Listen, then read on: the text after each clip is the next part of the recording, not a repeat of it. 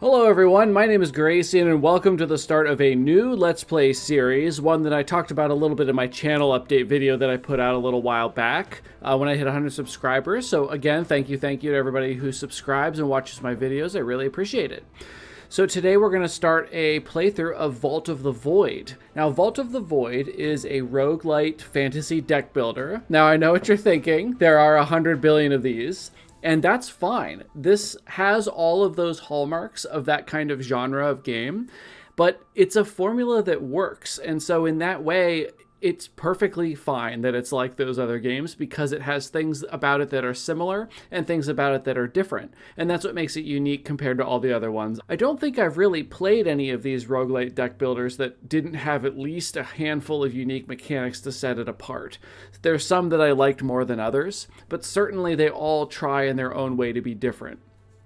Vault of the Void has actually a fair number of things that make it unique from other roguelite deck building kind of games. So if this is something that interests you after you've seen how it plays, then by all means go and pick it up. I do want to give a special shout out to Spider Nest Games. They actually gave me a key to the game for free. This is actually the first time I've ever received a key from a developer, and it's very exciting, and I really appreciate it. So thank you again, Josh from Spider Nest Games, for the key. Josh Bruce down here, the person who posts all the updates and makes the game. Josh from Spider Nest Games gave me the key with no sort of expectation for a review or anything like that. I just thought, since they were kind enough to give me the key for free so I could take a look at the game, I thought I'd go ahead and put that on my docket and put that on YouTube next. So many of the hallmarks of a fantasy roguelite deck builder are in this game. So for instance, there's a branching path that you go down and you can't come back. There's no backtracking through the little nodes. There's card acquisition throughout your playthrough and you can upgrade cards. There are a handful of unique classes. There's 4 characters right now. Each one has 2 different builds that play fairly differently, but they do feel like part of the same class, so that does make a lot of sense. There are currencies to purchase things during your runs that you'll acquire. There are artifacts you can acquire, just like in, say, Slay the Spire. You'll have a little list of artifacts. As your run gets longer and longer, you'll have more and more of them, which is super fun. And by the end of a game, you can't even remember like what powers you're supposed to have anymore. It's actually quite powerful how cool the combos can get. And there's also a meta upgrade system, so outside of games, you get these points and you get unlocks as you play that can help you start the next run with more stuff. Some of the elements of Vault of the Void that make it unique from other games that I've played, and I've played a fair number of roguelites, especially deck building ones I find really fun. There's actually fairly low RNG in this. There's actually a number of reasons why this is true. One of the most important ones is that your hand is not automatically discarded at the end of your turns. You can choose what to keep in your hand. You can choose what you can discard for more resources. It's very nice. You can set up combos. You're not punished for drawing anything too early or too late. You can hold on to things and form your own plans. Another thing that sets this game apart from a lot of these other kind of card games is that the enemies are cards, but they're also animated. And I think that a couple of the ones you're going to encounter early are much less attractive and are come across as clunkier to me than some of the later ones. I thought that a few of the first ones I saw, like the human bandit type enemies, were not great in my opinion.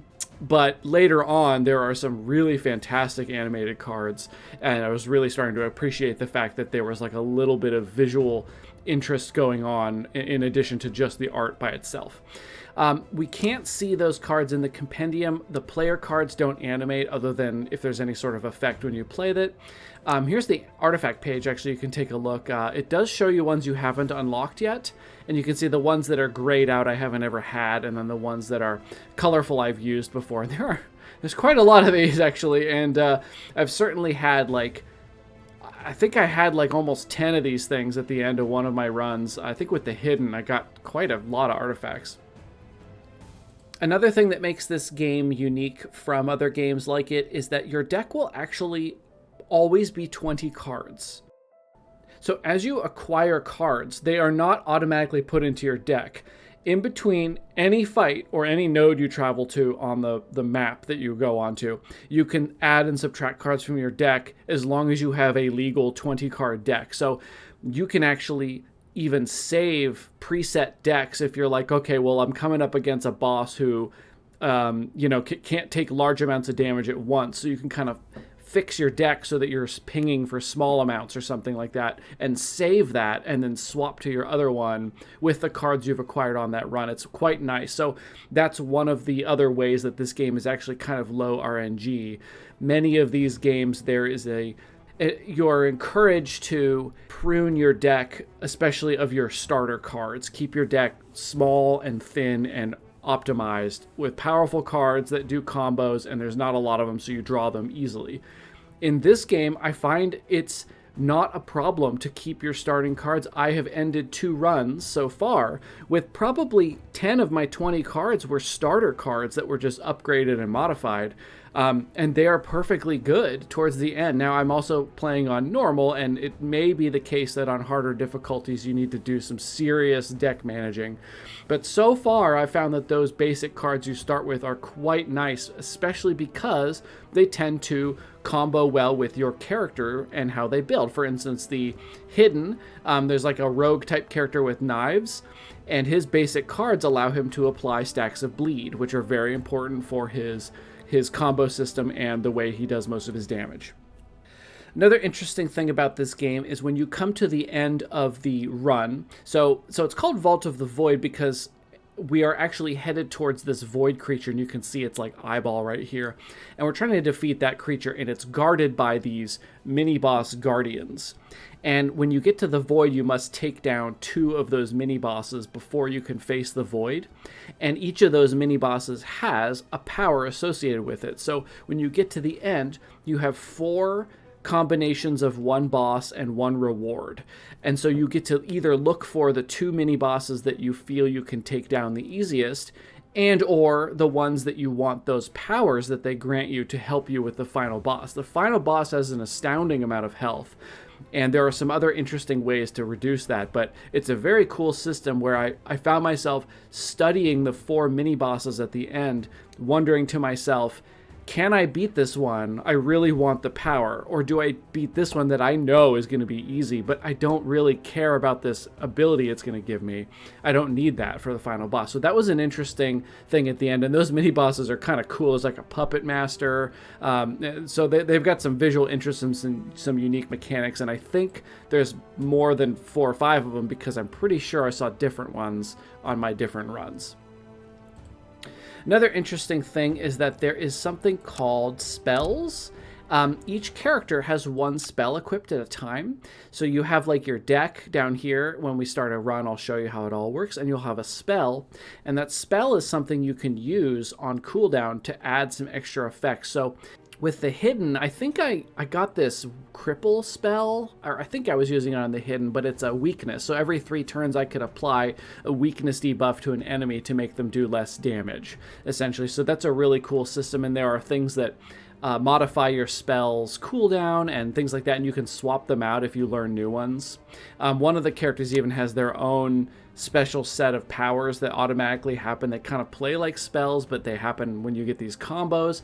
This looks extremely overwhelming, and it was at first, but it actually ended up being extremely fun to modify how my Zeal powers worked. I will show you how that works a little bit with the character I'm going to be playing. Another interesting thing is there is a special currency in the game called souls, and those can be used as a currency to buy things throughout the run, or if you save them up till the end, you can use them as damage on the final boss. So before you fight the final boss, your remaining souls currency are spent to damage the final boss by a fairly significant amount. So you have to decide through your run, do you want to save these soul currencies up in order to buy special things that make it easier for you to progress, or do you want to save them for a big nuke on the final boss? I was able to do, I think it had like 1500 health, the final boss, and I was able to do like 250 damage to it with my souls I had by the end on my first run, which turned out to be, it's kind of a lot of health. It's a 1/6 of his health that was taken out immediately. Very, very cool. You also have these cool stones. Now, cards have Okay, so here's the mana cost of a card. So let's actually go to the hidden. So here's a very basic card that they start with here. Draw Blood. This is a starter card. So it has a 1 cost for it to be played, and then it has this little empty slot here. That's because almost all cards, or at least all the cards I've seen, have one of these slots, and you can put these little stones in there that you acquire as you play, and those modify things that the cards do. So you can do things like make sure this card is in your opening hand, or when you cast it, you get a temporary copy of the card, things like that. It's very, very cool, and you can kind of set up your own little combos. You know, have you taken all of your defense cards out of your deck? Well, you can just make sure that the couple you left in there are in your hand at the start. It's a very cool system. Some of the weaknesses I think that Vault of the Void has over some of the other roguelite sort of deck builder games that I've played is that I do find so far that the basic cards, like I mentioned, are too important to the synergy of a character and tend to stay in the deck. I've unlocked and acquired a lot of cards over my runs, but only find myself sprinkling them in and leaving my deck kind of basic, which is a little bit unfortunate because I want to play with all these cards, but they just seem like they would mess up my combo if I did. I would say that the story is a little bit weak right now. I don't even really understand what the Void is. Gameplay is solid, but I don't really know what I'm working on here or why. And one of the biggest weaknesses is actually the keyword dump. During my first run, I was very confused. There were a lot of keywords thrown at me at once, and they explain what they are, but it's still a lot. When you have an effect that has 3 or 4 keywords on it, it takes a while for your brain to wrap around how this works and how you can interact with it and what it means as a consequence for your card plays, etc. Towards the end of your first run, that will no longer be a problem. You'll just be playing cards from your hand like willy-nilly. You already know how it all works. You don't even have to think about it, and that's really, really great. But it's certainly quite a bit at the start, so watch out for that. So let's start a new game. I'm going to go ahead and do it on normal, and we're going to play a new character. So I have started with the hidden, and I did the bleed deck. The bleed deck was very fun. He's got a combo system. He starts with this spell here that applies weakness, and if you don't have any combo built, it gives him 1 point of combo. So it's kind of a nice like catch up. If you run out of combo, you can kind of get that back up a little bit. And so he does most of his damage by stacking bleed up on enemies and then kind of evading and blocking and waiting for the enemies to bleed out. It's super fun. He also has this blade deck. I haven't played this, but it's got a little bit more basic damage, but he does still use that combo system. Next, I played the Tempest, and the Tempest has a Thunder and a Lightning deck. Now, I played the Lightning deck, and this was really, really fun. It was a really great idea. There was a system with the Tempest where you are gaining maximum mana. So, you know, instead of the maximum mana you can have being 5, you would overcharge and get up to like, one time I got up to like 16 max mana. And then you can spend that maximum mana on effects to get them to be stronger, like this discharge effect here. So that's a really interesting power. And the Tempest has a special set of powers that activate as she plays cards, making it a little even more complicated. But it was super fun because you've got like a special spell tree that as you play, you sort of select what effects you want to go off when you've spent 3 mana, 5 mana, 7 mana, and then 10 mana, which she can do, and other characters don't really do that. She can get a lot of mana and get these huge effects. I'm just now noticing she's got this lightning bolt on her cheek, which is super cute. Next up is the Enlightened, and I started this character, but I ended the run so I could start a new one for this playthrough, and then once I finished the Enlightened, there's the Daughter of the Void, who has Corruption and Sacrifice, which looks super cool. So the Enlightened, I think, is the character I'll be playing because I do want to unlock this Daughter of the Void. So the Enlightened has 2 builds. So we've got the Martial build, and if we do overview here, you can see the Martial spec archetype sensors around Future Strike, which is built up on enemies and unloaded every even-numbered turn. So this is about causing damage to happen later on. And Mindfulness is built around She. She stores up on an enemy, and once it exceeds their current HP, their brain literally explodes, and half of their She is transferred evenly among any remaining creatures. So this build here, the Mindfulness build, is what I started on. It's so fun. Your enemies will die with full health. It's great. You just stack up the Shi on your enemies, and then when it gets to their health total, they just die instantly without you ever touching them. You're just like filling their mind with like, I don't know, like visions or something like that. It's really, really super cool. Now, class mastery, this is when you complete runs, you can get cards mastered that will then show up later. Here, let me just read it. Each time you reach the vault when playing a class, you'll get a chance to master one of their class common cards, allowing you to add them to your backpack before starting a run. When you have fully mastered all cards, you'll get the chance to reroll a single card from your opening booster pack. So you essentially start your next run with upgraded basic cards, which is really quite helpful because, as I mentioned a couple of times so far, your basic cards may stay in your deck for the whole run. So this is a great ability to have. Now, I haven't started runs with anybody that I've mastered any cards yet, so I haven't taken a look at what that feels like. The Enlightened starts with this spell here. It's got Focus, 3-turn cooldown. So the spell is called Focused. It gives you Vision 1, which means you choose a card from your discard to place on top of your deck, so you can help yourself get certain cards next turn. Useful. And Rage, 25%, meaning this turn, attack and affliction cards deal 25% more damage. We start with the Prayer Beads item. Every third time you enter Zen, draw 1. At the end of every even turn, all enemies will suffer 1 fatigue. Now, this is an example of the info dump. Is if you're starting this game for the first time, you're looking at this and you're like, okay, we have Vision, Rage, right.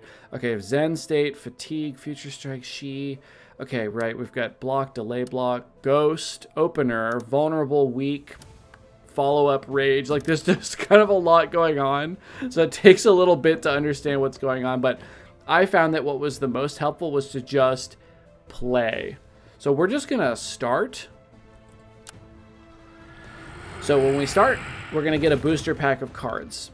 And you can see cards do have a rarity. So this is like a rarer card here. It's got the blue background here. And these are like common cards.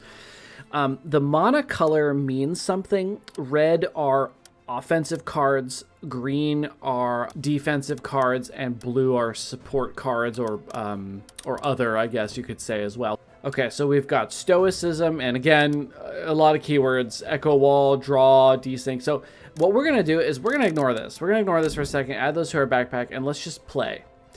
So here's where we would choose our mastered cards. We have none on this character because we haven't played him before, so we're just going to add we get a health potion instead. How do I get that? Health potion. There we go. This is a one-time use item that can heal us a little bit since, like most roguelites, you don't heal automatically. So we can go ahead, we can view our deck and backpack now if we want to. We can do this at almost any time. It's actually super great. So we can proceed. So here are our guardians. Okay, so we have a puppet master. We have this kind of spider lady. We've got a Thanos gauntlet and then a smaller spider. I don't know. I don't know why there's two different spiders, but so we have to cleanse this place of evil. And you can see these guys have these different buffs here. So Blessing of Patience from turn 6 onwards during the Void fight. Start each turn with Rage 50%. So if we get to the Void and we have to fight 2 of the Guardians to face the Void first, we can choose which of these Guardians to face, and we have to beat 2 of them, and then we fight the Void. So if we beat this one, we get this cool power where we do 50% more damage from turn 6 onward in the final fight. That's actually awesome. That's a lot, actually. This power here is delay block 6 at the start of your turn. So every turn, you're going to get 6 block on the next turn. So essentially, starting turn 2, you have 6 block every turn. So free block, I mean, these two together would be awesome. But it could be that by the time you get to here, you may not feel like you can beat these two based on their, like, what these mini bosses actually do. And that's something we'll see when we finally get to the Void. This one has Blessing of Weakness. While the Void is below half HP, at the start of turn, it will suffer Weak 1 and Slow 1. So that's interesting. So it helps you finish off the boss by once you get them down low enough, they just get weaker, which is really nice. Typically, enemies get stronger over time, so that's a nice little counter to that. And this one is the Void will start with 20% damage taken. So if you didn't come with a bunch of souls at the end to damage the Void boss, this might be a good one, because if his max health is high, like 1500, 20% is quite a lot. 300 damage is pretty good. So we'll cleanse this place of evil. The remains of those who walked before you line these halls. Looking around, the floor is littered with the lost and forgotten items. A chill runs down your spine as you stoop down to collect what the dead have left behind. So we can get a random void stone, which are these stones here that I'll talk about. They're an upgrade mechanic for the cards. Or we can get an upgrade point, which upgrades one of our cards. I think I'll take an upgrade point. So now what I get to do is upgrade any card I want, and I can look at my backpack, I can look at my deck, I can upgrade whatever the hell I want, which is awesome. So if we had selected a card if we had received a card from our booster pack that we like, we could upgrade it now and then just swap it into our deck, or we could just do a basic card. Let's take a look at our basic cards real quick. We have block 3 and delay block 5, so that means this turn we block 3, next turn we get 5 block. That's pretty cool. We have deal 2 damage, deal 3 she, and that's, so the damage just goes to their health. The she is the thing that if it ever exceeds their current health, they just die. Down below we have stillness, apply vulnerable and weak. Now vulnerable is they suffer more damage, weak is they do less damage. And we have discipline, that's block, delay block, and then follow-up rage. So this turn, attack and affliction cards will deal more damage. So you can see when I hover over a card with this Mjolnir hammer, it shows what the upgrade's going to be. So for instance, this basic attack card would go to deal 3 she 2 times. So you'd basically be dealing 6 she, which is pretty cool. With our blocks, we get block 5, delay block 8 instead. With stillness, we get vulnerable 1, weak 2, which means they'd have weakness for 2 turns and deal 9 she. That's probably the one I'm going to upgrade. That's pretty good. Block 9, delay block 13. The rage stays the same. So I'm going to upgrade stillness. So we just click and hold. That one gets upgraded. So now we can look at our deck at any time and make changes to it. And all we have to do is just click to remove something, and then we can just add something in. And we can even filter over here, so we could filter by attack. So if you wanted to get rid of some of your attacks and put different ones in, you're welcome to do that. Deal 3 she 2 times and desync, so won't add to your chain. Now I'll explain how that works, but that's something we probably don't want at this early stage until we're sure we can get our chain up every turn. So I'm going to put the stillness, the stability back in there. We can also sort by cards that are just in our backpack, so we can see what cards we don't have in our deck. So down here, the grayed out ones are in our backpack, so we can just see at the top which ones are not. When entering Zen, Echo Wall 1, what does this do? When an enemy attacks, any damage they inflict will be redirected back. Ticks down by 1 at the start of your turn. That's interesting. Apply weak 2, that's an interesting kneecaps, just kneecaps. When entering Zen, block 6, expel. Okay, this is an interesting one. This is a buff. Now this means it's for the rest of the battle. So what I want to do here is I actually think this card is going to be really strong. So I'm actually going to take out one of my block cards and slap in this Peace of Mind card, because I think that playing this at any point in the battle is going to make us quite strong, because then from then on, when we basically do our character's combo, and I'll explain that when we get into a fight, we'll get this block 6. So we'll be getting free block all the time. So I'm going to take a block out, put that one in. So that's how you manage your deck. You'll also have consumables. Now right now we only have, it doesn't really show, but we have this one consumable here, it shows potion. You can add in more than 20 cards if the extras are potions. So I could slap this and see it doesn't change our deck count. This will be applied for free at the start of combat, and then it will go away forever. You can acquire more potions as you go through the game. You can get like rage potions and stuff like that. So if you do find yourself low on health, you have to put this in your deck. It gets used immediately for free, and then the battle commences. I'm not actually 100% sure why you can't just use it from this screen, but I guess it doesn't really matter unless, of course, you forget to use it. There's one other thing about managing your deck that's really, really cool and interesting in this game, and that is these void stones here. So you get these stones as you play. So every point of damage you deal to a creature will fill your void stone bar, and you can see we have 0 of 100. Once filled, the new void stone will be added to your backpack. So you can see it goes in this order, and I think it's randomly assigned. Yeah, it looks like it's random. So we're going to get this shield one, and then after we fill it and we get the shield, it will then start filling and working on this green dice one, and then this card one, and then this ghost, and then they'll just keep like going back and repeating like that. So we're going to go through them in this order, acquiring these stones. You can also acquire them from certain events along the map. These stones are very powerful ways to modify your cards. So I'm not going to go into how they all work, except for this one, since we have one. So this is a black void stone. It is ghost and inert. Okay, so what does that mean? Inert means this card's void stone only triggers once per turn. So if you put this on a card and you're able to make copies of it, the copies won't do, like, make more copies or whatever. Ghost is add a volatile copy of this card to your hand, which is exactly why this has inert. So if we put this on a card, when we play that card, we will get a duplicate of that card in our hand that will not trigger the ghost and make another duplicate. So it's preventing itself from making an infinite combo, essentially. So we can drag this onto any card that has an empty slot over here. So what we might want to do is this stillness card has become very powerful because we upgraded it. So let's drag our black void stone onto this card and we'll slot this in there. So that means when we play stillness, we will get a copy of it in our hand that is destroyed after you play it. So your deck doesn't go in your discard and you have two of them now. But you could play two in one turn from the one card, which is very cool. You do have to pay for the second one though.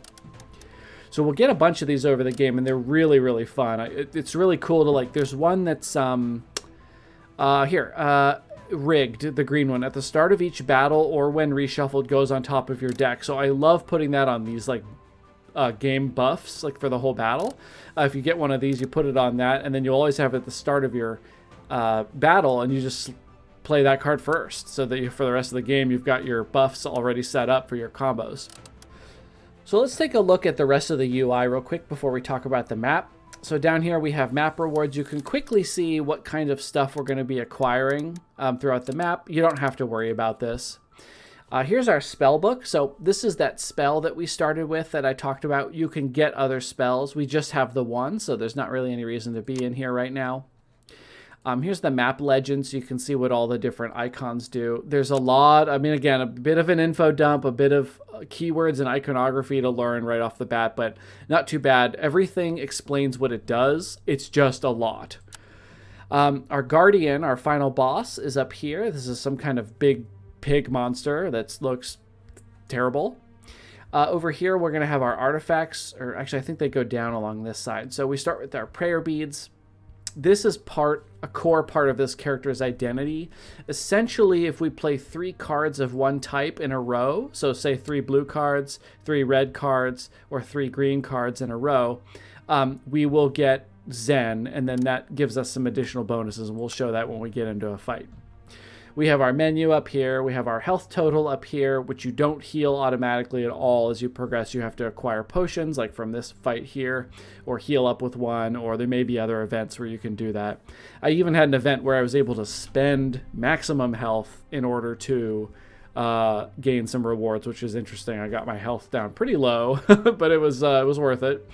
This is our difficulty, and this is how many tiles we've traversed throughout the battle. I think this is actually empty tiles because there's an artifact or two that work with empty tile exploration, but don't worry about that. Here's our void stone acquisition bar. We talked about that. Here's how many we have of each type. Here are our essence. This is our sort of our regular currency. You can think of this as like gold. You get this by clearing mob rooms as well as from treasure and stuff. You'll spend this at stores. You'll need a lot. Typically, I've noticed that some of the good stuff I might end up buying are going to cost like 1,500 essence. So you do want to kind of hoard that if you can for really good shop options. These are our souls. This is also a currency that you can use, but it's also the thing you can save up to unleash as damage against the void in the final fight.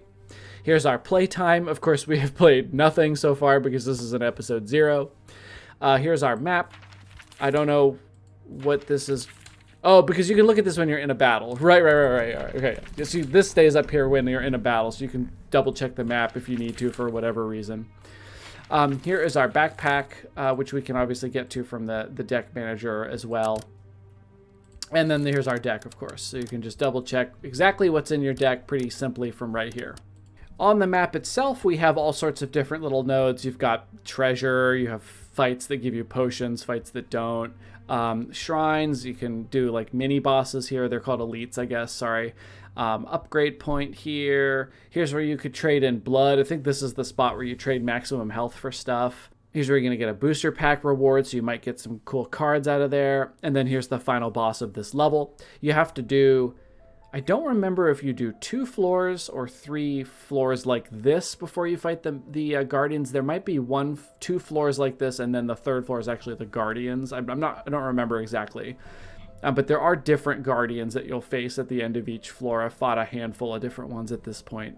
One really neat little feature that they put in the game is planning. If you right-click, you can actually change the color, and you can do 1 for green, 2 for red, and then back to normal. So you can actually like plan your route, because you can see if I hover over a node, it will gray out the ones I will not be able to go to afterwards, because you can't go back. The one exception is that you can't ever be blocked from moving forward. So if you end up in like a weird little nook that somehow that's away from the board, it won't like disappear behind you and not let you go back and continue. But you can see if you hover over a node, it kind of shows, since I'm kind of going in this direction, I can't go this way anymore. If I go this way, I can still go this way or this way or this way, because they're all sort of like forward from the way I was going, if that makes sense. So one really neat thing you can do with this is sort of say like, well, you know, I want to head over to this, so I want to make these green, and I don't want to go here right away, so I got to remember not to go there. You know, I'd like to hit this spot to get the upgrade. I'd like to hit this spot. This mini boss elite has a chest. I'd like to go there. I don't really want to spend my maximum health, so you can kind of like help give yourself little reminders of where you were planning on going, so you don't forget and accidentally pass something you wanted to see. So that's a really neat little system that's been added in. All right, everybody, we are out of time for this episode. Thank you very much for joining me for this episode 0. Again, thank you to the developer for giving me a key to this game. It's very fun, and I really appreciate that. So the next episode, we will go into combat. That'll be our episode 1, and we'll talk about the combo system for the character, how you play cards, how you manage your hand and your mana, and how you defend against the enemies and what all of their stats do and stuff like that. Thank you, everybody, so much for watching. I really appreciate it. I hope you will consider liking and subscribing, and come on back to episode 1, where we will do our first combat. Thanks again.